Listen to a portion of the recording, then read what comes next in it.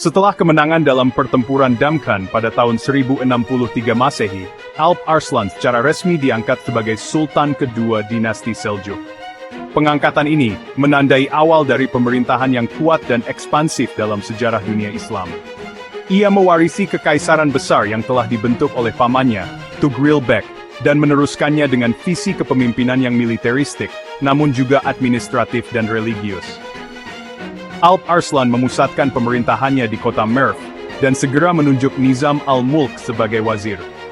Salah satu keputusan paling penting dalam pemerintahannya, Nizam al-Mulk membantu membentuk sistem birokrasi dan pendidikan yang rapi melalui pendirian madrasah-madrasah Nizamiyah, yang kelak berperan besar dalam pengembangan ilmu pengetahuan dan penyebaran Islam Sunni. Dalam hal kepemimpinan, Alp Arslan dikenal sebagai pemimpin yang tegas, adil, dan religius. Ia menjadikan Islam sebagai landasan utama kebijakan pemerintahannya. Ia juga menerapkan hukum Islam secara luas, tetapi tetap menjaga stabilitas antar etnis dan antar mazhab di wilayah kekuasaannya. Di medan perang, ia memimpin langsung pasukannya, dan menunjukkan kedisiplinan, serta keberanian luar biasa, yang meningkatkan loyalitas para amir dan tentaranya. Ekspansi menjadi prioritas utama dalam masa kepemimpinannya. Setelah menstabilkan wilayah-wilayah timur dan mengamankan tahta, Alp Arslan memusatkan perhatian ke barat, terutama ke kawasan Anatolia, yang saat itu berada di bawah kekuasaan Bizantium. Ia memimpin serangkaian kampanye militer ke wilayah Armenia, Georgia, dan Anatolia Timur Laut, yang bertujuan membuka jalur bagi migrasi dan penetapan suku-suku Turki Oghuz. Ekspansi ini membentuk cikal bakal perubahan demografis besar di kawasan ini. Puncak dari ekspansi militer Alp Arslan terjadi dalam pertempuran Manzikert, tahun 1071 Masehi, di mana ia berhasil mengalahkan langsung Kaisar Bizantium, Romanos IV Diogenes, dan bahkan menangkapnya hidup-hidup. Kemenangan ini tidak hanya mempermalukan Bizantium, tetapi juga membuka pintu Anatolia secara permanen bagi suku-suku Turki yang kelak mendirikan Kesultanan Rum dan menjadi nenek moyang Kekaisaran Ottoman. Masa pemerintahan Alp Arslan ditandai dengan kombinasi kekuatan militer, reformasi pemerintahan, dan perluasan wilayah yang masif. Ia memperluas batas kekuasaan Seljuk dari Asia Tengah hingga Asia Kecil, menjadikan dinasti Seljuk sebagai kekuatan dominan di dunia Islam, dan pesaing besar Kekaisaran Bizantium di barat.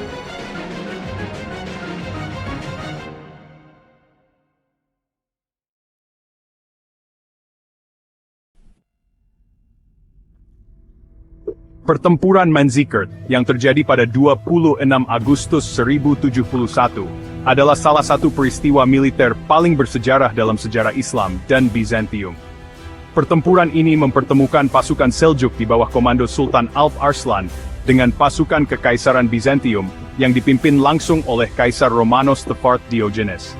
Hasilnya tidak hanya mengubah peta politik Anatolia, tetapi juga menjadi awal dari pengaruh permanen bangsa Turki di wilayah tersebut.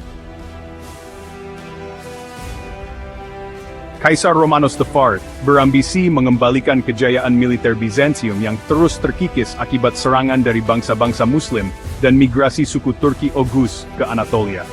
Ia memobilisasi pasukan besar, terdiri dari sekitar 40.000 hingga 70.000 prajurit, termasuk tentara bayaran Franka, Normandia, Armenia, dan Turki Pechenek. Sementara itu, Alp Arslan, yang saat itu sedang berkampanye di wilayah Suriah melawan Fatimiyah, menerima kabar pergerakan besar Bizantium ke timur. Ia dengan cepat menandatangani perjanjian damai dengan Fatimiyah, dan bergerak cepat ke Anatolia Timur dengan pasukannya yang lebih kecil, sekitar 20.000 hingga 30.000, namun terdiri dari kavaleri ringan Turki yang sangat terlatih.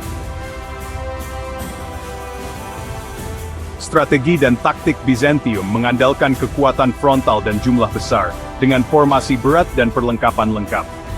Romanos memposisikan pasukan dalam barisan panjang dengan bagian tengah yang kuat. Namun, kelemahannya terletak pada kurangnya koordinasi internal dan ketidakpercayaan antar komandan, terutama dengan Jenderal Andronikos Doukas, yang diam-diam memusuhi sang kaisar. Alp Arslan menyadari inferioritas jumlah, menggunakan taktik perang gerilya dan kepungan, khas pasukan kavaleri ringan Turki. Ia memancing pasukan Bizantium keluar dari posisi defensif melalui serangan-serangan ringan dan cepat, lalu secara perlahan mengulur formasi lawan ke medan terbuka dan lelah. Pasukan Bizantium mulai maju dan bersepanjang hari, namun tidak pernah bisa memaksa Seljuk bertempur dalam satu formasi terbuka. Pasukan Seljuk terus melakukan manuver panah dari jarak jauh, mundur secara terkendali untuk menarik Bizantium semakin jauh dari basis logistik mereka. Menjelang sore, ketika pasukan Bizantium kelelahan dan formasinya mulai terpecah, Alp Arslan memerintahkan serangan balik besar-besaran dari berbagai arah. Saat itu pula, Jenderal Andronikos Doukas, yang memimpin pasukan cadangan Bizantium, menolak memberikan dukungan dan justru mundur, menyebabkan kekacauan besar di barisan utama. Pasukan Seljuk mengepung pasukan Kaisar Romanos IV, dan dalam waktu singkat, barisan Bizantium porak-poranda. Kaisar sendiri terluka dan akhirnya tangkap hidup-hidup oleh tentara Alp Arslan. Kaisar Romanos dibawa ke hadapan Alp Arslan dalam keadaan terluka dan lemah. Dalam pertemuan yang terkenal itu, Alp Arslan memperlakukannya dengan kehormatan, dan berkata, "Apa yang akan kau lakukan jika aku yang tertangkap?" Romanos Romanos menjawab, "Mungkin akan membunuhmu." Alp Arslan berkata, "Aku tidak akan berbuat begitu." Ia kemudian memerintahkan agar Kaisar diperlakukan sebagai tamu, bukan tawanan. Sebuah perjanjian damai disusun, termasuk tebusan dan janji penarikan pasukan Bizantium dari beberapa wilayah. Pertempuran ini menjadi titik balik bagi dominasi Turki di Anatolia. Tak lama setelahnya, gelombang migrasi suku-suku Turki ke Anatolia meningkat pesat. Banyak wilayah penting mulai dikuasai oleh dinasti-dinasti Turki kecil, dan dalam waktu beberapa dekade, wilayah itu berubah dari Bizantium Kristen menjadi wilayah Muslim Turki.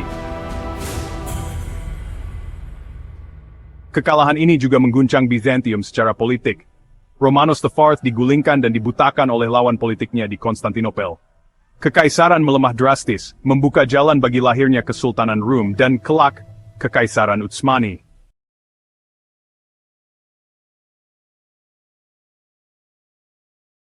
Menjelang akhir hayatnya, Sultan Alp Arslan masih aktif dalam ekspansi wilayah kekuasaan Seljuk. Setelah sukses dalam banyak kampanye militer, termasuk kemenangan besar dalam pertempuran Manzikert tahun 1071, ia mengalihkan perhatiannya ke wilayah timur, khususnya daerah Khwarazm dan Transoksiana, untuk menaklukkan wilayah-wilayah yang masih berada di bawah kekuasaan lokal yang menentang otoritas Seljuk. Pada tahun 1072, Alp Arslan memimpin ekspedisi ke timur untuk menghadapi pemberontakan yang dipimpin oleh Yusuf al-Khwarazmi, seorang pemimpin dari wilayah Berzem, dekat Sungai Oxus. Setelah wilayah itu berhasil ditaklukkan, Yusuf al-Khwarazmi ditangkap dan dibawa menghadap Alp Arslan. Namun, saat dibawa ke hadapan sang sultan dalam keadaan terikat, Yusuf secara mengejutkan menyembunyikan sebuah belati kecil. Dalam sekejap, ia berhasil menusuk Alp Arslan. Meskipun pasukan segera membunuh Yusuf di tempat, luka Sultan Alp Arslan sangat parah. Alp Arslan sempat bertahan beberapa hari setelah insiden tersebut. Dalam kondisi luka dan sekarat, ia dikabarkan mengucapkan kata-kata yang penuh makna dan refleksi spiritual mengenai kekuasaan dan kefanaan dunia. Setelah beberapa hari menahan rasa sakit, ia wafat pada bulan November 1072, dalam usia sekitar 42 tahun. Jasadnya kemudian dibawa dan dimakamkan di Merv, sekarang wilayah Turkmenistan, sebuah kota penting di kawasan timur kekuasaan Seljuk. Wafatnya Alp Arslan menandai berakhirnya masa kepemimpinan seorang sultan besar yang telah meletakkan dasar kejayaan Kesultanan Seljuk di bawah penerusnya, terutama anaknya, Malik Shah.